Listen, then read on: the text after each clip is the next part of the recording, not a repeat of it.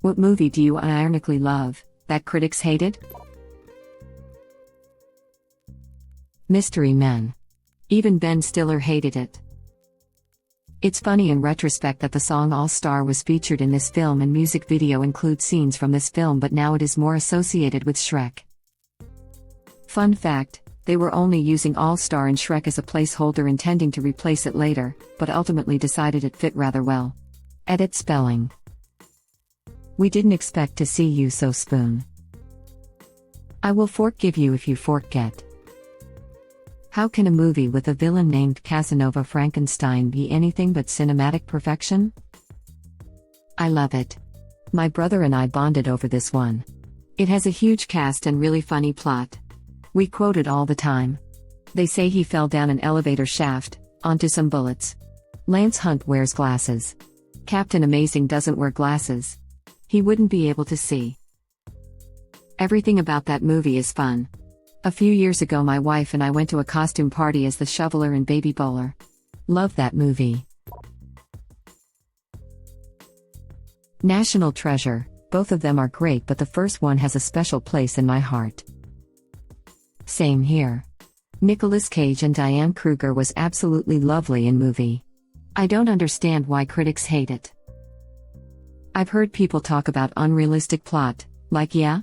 So? It's entertaining, who cares? The plot is ridiculously stupid and over the top, but that is exactly what you want about a movie where they steal the Declaration of Independence to find a treasure map on the back. I mean, come on. It was iron, it was firm, it was mineral, no. It was firm, it was adamant, it was resolved. It was resolved. Cage against the machine. To me, it was the proper answer to the Da Vinci Code. While the Da Vinci Code takes itself seriously, though being absurd, the National Treasure series recognizes the premise is ludicrous and adopts the proper tone. Meanwhile, the Da Vinci Code movies are crap. National Treasure is a natural treasure in my book. I thought most people liked it, to be honest. The 13th Warrior. I live in the UK, Scotland, specifically, and when I tell people I love Johnny English I am usually met with groans. I'm telling you though, when he accidentally drugs himself, better than the Quaalude scene in Wolf of Wall Street. I still regularly quote variants of Jesus is Coming, look busy. Didn't know people dislike Johnny English. Rowan Atkinson is a national treasure. The man has some range, that is for sure. I grew up with Blackadder, but he is most famous for Mr. Bean in the USA. They are pretty different types of comedy. Speed Racer. It's just such a light-hearted, fun movie. I love the visuals, although I can see how people would have issues with it. My mother-in-law can't watch it because it makes her dizzy, and I thought the actors were all perfect for what the movie was supposed to be. My family watches it probably once a month and I still get sucked into the excitement of all the races. I totally agree. This movie is such a faithful adaptation of Spirit of the North American dub. I never saw the Japanese version. It's a shame it never gets recognized as such. You can tell that the Wachowskis loved this show when they were kids. If neither of them had a Speed Racer lunchbox as a prized childhood possession, then I'm sober at work right now. Edit. I've had a couple. Scooby-Doo and Scooby-Doo 2 Monsters Unleashed, have been watching them my whole childhood and I see how great they really are for me. I highly recommend watching Scooby-Doo with the cast commentary turned on. Absolutely hilarious. One of my and my sister's favorites.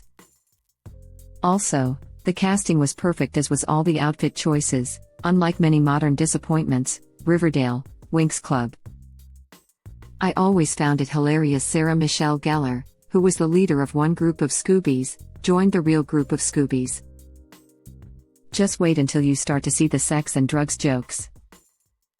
Mary Jane? Like, that's my favorite name. There's that one scene where Shaggy knew who his fans was just by smelling them. He was dressed as a blunt. Matthew Lillard was born to play that role, haha. Good God, sexy Velma is a snack.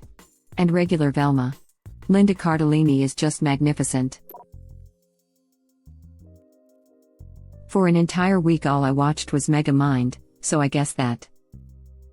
It's such a shame that movie didn't take off the way Despicable Me did. It's a really great, hilarious movie. I personally believe that Megamind is a better movie than Despicable Me. There are people who hate Megamind. Find me these people, I wish to put them in sacks and beat them with sticks. Johnny Mnemonic. Reading through the 17%, Rotten Tomatoes and 36%, Metacritic reviews just now. Quite a few mentions of the movie not holding up to The Matrix and Blade Runner. The only way I'd compare it to the best in sci-fi is to say Johnny Mnemonic is what Scream was to slasher movies. It's just fun. Also got a spooky amount right about 2021. The Secret Life of Walter Mitty with Ben Stiller. Critics didn't really seem to like it, but it's seriously one of my favorite movies. I've watched it a dozen times and it always leaves me with a sense of wonder and adventure. It's inspired me to travel and to not just want to waste my life trudging along with the flow. Near a masterpiece in my eyes. It is one of the best looking movies ever made. Every scene looks good. Really well directed and acted too. I never thought of Ben Stiller as great at his job until that movie due to the roles he normally takes. Waterworld. I'm there with you. I love this movie. Such a cool concept and execution. She's the Man. It's just an incredibly fun movie. Amanda Bynes' comic touch is divine throughout that movie. I love that movie and always considered it to be a remake of, but apparently both films are an adaptation of William Shakespeare's Twelfth Night. Web link. A Knight's Tale. It wasn't hated by critics, but it wasn't particularly loved. But it's such a feel-good movie. Phenomenal soundtrack, great cast. The spark of his life is covered in crepe. His spirit is gone but his stench remains. Does that answer your question? I will eviscerate you in fiction. Every pimple, every character flaw. I was naked for a day, you will be naked for eternity. I had a friend who used to hate it because he just couldn't get behind a medieval-era movie with modern music in it. I remember when it came out there was a lot of criticism that it incorporated modern music. Interestingly, I read an article about how the anachronisms in that film are done completely on purpose and aggressively. Director wanted to point out how exciting jousts were for people back in the day, but if you show that with historical accuracy you lose connection with the audience as it would not be recognizable. By showing it with modern conventions and songs, they don't need to bridge that gap anymore, because that is modern hype, and we understand that. This is exactly the reason we watched this movie in 11th grade English class. Although I think our teacher just really liked the movie and wanted any excuse to watch it. You also probably watched it in 11th grade English because one of the main characters is Geoffrey Chaucer, and is loosely based on his works The Canterbury Tales. Pious Pete and all that. I didn't actually catch that until long after high school. Fantastic movie though. The Losers. I don't know if it was hated so much as nobody saw it. I think it got overshadowed by The Expendables despite being better in just about every way. That's right bitches, I got a crossbow. Most of Jensen's lines are pure gold. Chris Evans in the elevator saying, like in the angle of the dangle? Will forever stay with me. Jumper. It's a movie about this guy who can teleport wherever he wants, and he is being hunted down by people who call themselves paladins. I think it's a really good movie but Rotten Tomatoes gave it like 15%, laughing my butt off. The Mummy and the Mummy Returns. Death to Smoochie. Robin Williams unhinged as Rainbow Randolph is amazing. Hook. Blows my mind that some people hate this movie. Looking at Rotten Tomatoes, 29%, by critics. They're nuts. Chronicles of Riddick. Big Trouble in Little China initially lambasted by critics but as it became a cult favorite, critics started to come around. Jennifer's Body, great movie with a sucky advertising/marketing team. It was made for teenage girls/young adult women, but was marketed to teen boys/young adult men. Super Mario Brothers, don't know why I love it, but I do. John Carter. John Carter breaks my heart. It was an amazing movie. The colors, the comedy, the action, the world building, all of it. That movie deserved an entire cinematic universe. But they just didn't market it right. Everyone I've ever shown the movie to loved it. Kung Pao, Enter the Fist. Has a 13% on Rotten Tomatoes, but 69% audience score. That movie is absolutely hilarious, and my friends and I quote it all the time. I get that humor is relative, but I can't help but think the critics were just wrong about that one. That's a lot of nuts. I must apologize for Wimplo, he is an idiot. We have purposely trained him wrong, as a joke. I hate to admit but. The Bee Movie. I don't know why I like it so much. I loved it before it was a meme, and I think I'll keep loving it. I guess I just have Stockholm Syndrome and DreamWorks as my kidnapper. Josie and the Lady Cats. It's hilarious, has an amazing cast, and the music is awesome. Dude, Where's My Car? I equate this movie to a McDonald's cheeseburger. The buns may be prepackaged as opposed to fresh baked, the patty is preformed and frozen instead of freshly ground with herbs and spices, the cheese may be a Kraft single instead of something cut from a block. But it's still a cheeseburger. And if I'm hungry, I'll eat it and enjoy it. The only way you make this movie better is biting the bullet and making it R-rated with R-rated humor. The over-the-top ridiculousness is its bread and butter. You don't expect a movie that starts out with two hungover stoners forgetting where they parked to be entangled with such things as helping a transsexual stripper embezzled $50,000 from a strip club, getting abducted by an alien-obsessed space nerd cult, being entrusted with a universe-destroying mega-weapon, etc. There's just a lot of complexity in the plot that goes all over the place but manages to still fit together. The characters are all fun, the gags are still funny. It's cinematic junk food and I love it. Not another teen movie. Still think it's funny today. I can't hear Janie's Got a Gun without chuckling. Janie Briggs Got a Gun. Best Chris Evans role to date. This role solidified my view of him. Even when he was Captain America, I continued to remember him in this movie. When people were so amazed by his range with Knives Out, I couldn't help but think, clearly you never saw him in Not Another Teen Movie. It Not a Sunday. It's a banana split. I loved him then and I love him now. Knives Out was great, and he seemed to have a blast. My favorite bit is the Molly Ringwald cameo, and after seeing the two main characters make out she sighs and says, "Effing teenagers."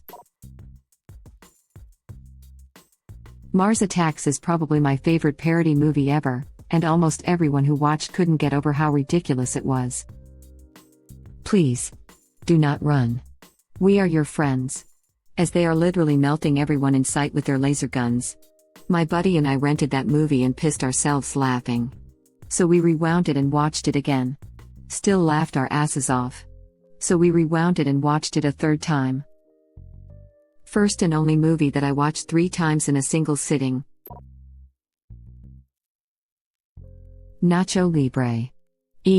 I was honestly shocked it got bad reviews. Major Pain. Wet Hot American Summer.